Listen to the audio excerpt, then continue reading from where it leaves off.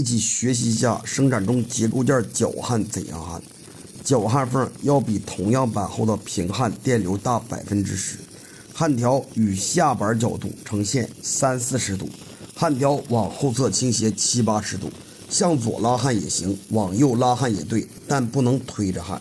很多朋友夹闸就是看不清铁髓，焊条头正下方圈的位置白亮色是铁髓，切记大电流，中间有一个黑点就是夹闸了。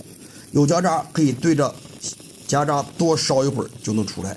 那么什么是合适电流呢？焊条边与药皮边缝隙2到3毫米就是合适电流。关注我，我会持续分享生产中操作真技术。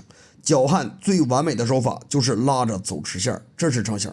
学焊接技术，请你关注我，我会持续分享生产中操作的真技术。学焊接技术没人教的朋友，也可以关注我右下角视频课，点开我的主页，焊工小马是我的小号。这就是电焊零基础视频课，电焊亚无焊全有，100多课拍了一直看不过期。